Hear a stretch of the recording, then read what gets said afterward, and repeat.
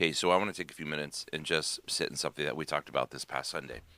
Last Sunday was Easter, and if I'm honest, Easter is one of those moments that can feel really familiar. We've heard the story, we know how it ends, and because of that, we can really just rush right past everything. But I want to camp on another moment because I think there's something more to explore.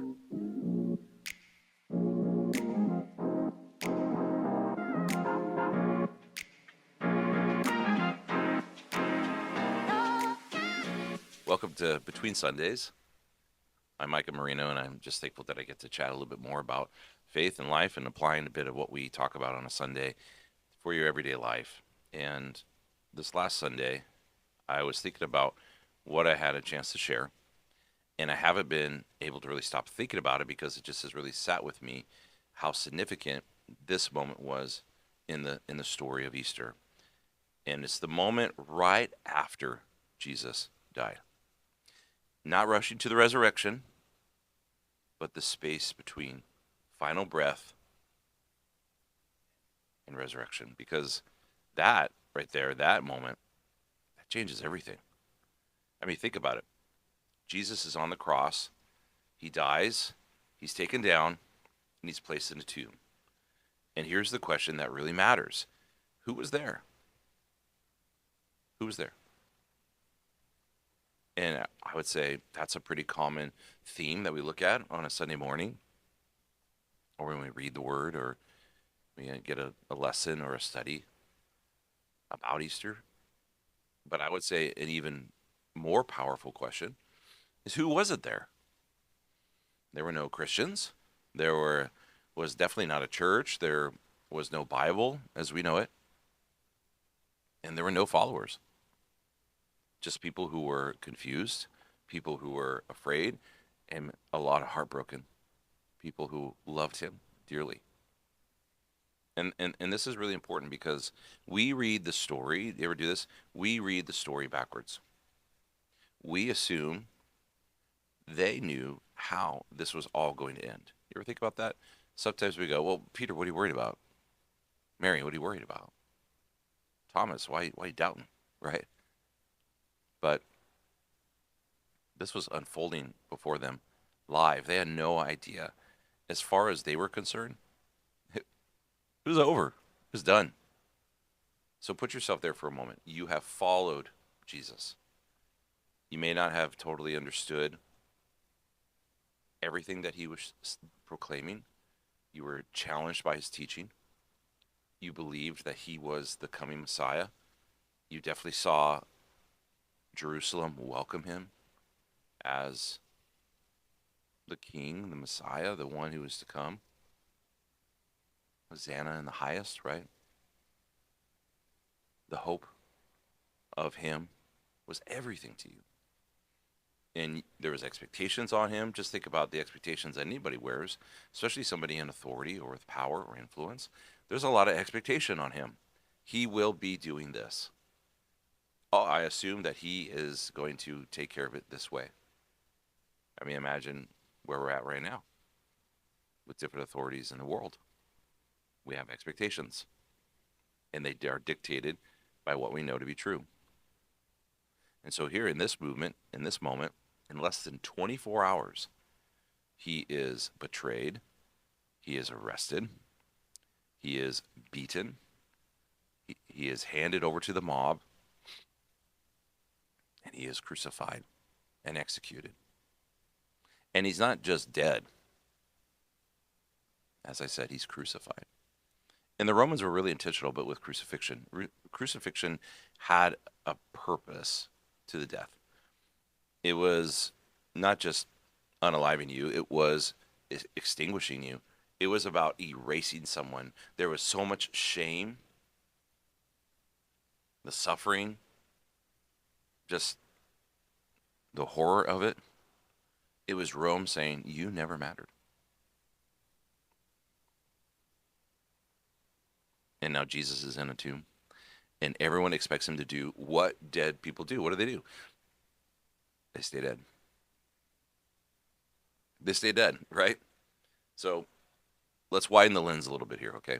1,500 miles away in Rome, Tiberius Caesar has no idea about any of this is happening. But back in Jerusalem, Saul of Tarsus is celebrating that nuisance of a rabbi he's taken care of, and him and his Pharisee buddies are going to continue to be Hebrew of Hebrews, right? The momentum, the movement, it's over. It's done. The disciples, Thomas fled the city. Peter, John, and James, they're hiding. Mary, his mother, is heartbroken. And this wasn't a movement gaining momentum anymore.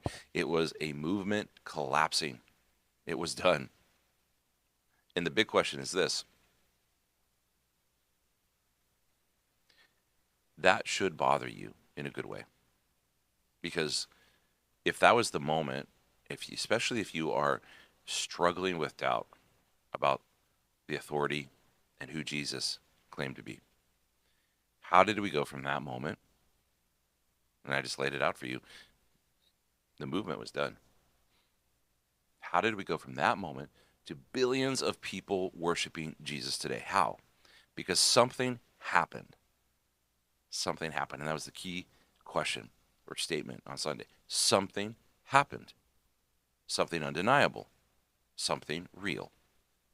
And here is what's so powerful is that nobody was expecting the resurrection. Not a soul. Nobody showed up to the tomb 3 days later, said, all right, here we go. I had a feeling. No. They came grieving. Mary shows up to finish the ceremonial process of burial. And what does she see? She sees the stone is rolled away. Where is he? Who took him? There's been a thief. Peter and John, when they hear this, they run and they're sprinting. One's a little faster than the other. I think that's always funny. I'll have to ask Peter about that one day. They come to the tomb, and what do? John, he looks in. Peter, he sprints in. He doesn't stop. And when they look inside, everything changes. And it's not because of what Jesus taught, but because of what they saw. And that was the turning point. So this is why Christianity exists. This is why faith is real. Not because of the good ideas of a teacher in first century Jerusalem. Not because of moral teaching. He wasn't because he was just convincing. Because Jesus' teachings, they were a challenge. Pay your taxes. Love my enemy. Hate equals murder. Forgive. Over and over and over again. Turn the other cheek. What are you talking about? Those ideas are offensive to some, and they're challenging, of course, right? I mean, us living into them today, that is so hard. But that won't land you on a cross, on a Roman cross. It was because Jesus actually proclaimed and stated who he was. Those who have seen me have seen the Father. I and my Father are one. That's a big deal. And so here's the moment that it changes, because Jesus actually rose from the dead. That's what happened. It actually took place. And that's what brought this movement back to life. Not some people believing in a myth or a legend. It would have faded a long time ago. So let's fast forward 350 years later. Okay, we're in Rome. Rome has suddenly been proclaimed the religion of the empire. The same empire that crucified Jesus now declares him Lord. Think about that. And now the Roman Empire, it's not there anymore. I've been to Rome 2 times, and there are crosses everywhere. There is a beautiful cross in the base of the Colosseum, remembering those who were slaughtered for sport, for games. And so the Roman Empire gone today, but the name of Jesus still there. It's here. He's worshiped and he's transforming lives. And that doesn't happen by accident. So this is where it gets personal. This is where hopefully Easter isn't just about the story of what happened then or an understanding of what happened then. It's about what it means now for you. Because if the resurrection is real, then it answers a deeper question. How does God feel about you? And the answer is clear. God did not stay distant for humanity. He stepped in. He, even more than he stepped in, he incarnated humanity. When I was a youth pastor, we used to say God in a bod. And he didn't come to make bad people better, but he came to bring dead things back to life. And Jesus lived the life we couldn't live. He who knew no sin became sin for us so that we could become the righteousness of God. It's such a big churchy idea, but it's this atonement that, he died the death that you and I deserved, and he rose again. He conquered death. It's defeated. And so we are forgiven. We are redeemed. We are restored in a right relationship with the Father. I mean, he proclaimed that he was greater than the temple. That was blasphemous to them, but he is the temple. He's greater than the temple. He is the Lamb. And so here's the part we don't always say out loud, is that when we get this, when we understand this, when we realize that it's real, that reality, not theory, not belief, or that practice of a religion or some kind of transcendent spiritual idea that you might want to pick and choose what to believe in, what to follow, what Jesus says. No, it's a reality. It's the reality. And that truth has with it, has inside it, has packed within it an invitation for a response. So here's the question I want to leave you with. What are you going to do with that story? Not, do you believe it happened? There's lots of arguments. There's lots of evidence. There's lots of books you could read and things on the History Channel, or there's the eyewitness accounts you could read, not just within the Bible, but other manuscripts, other writings that kind of give you an understanding what was real, what happened. But what are you going to do with this?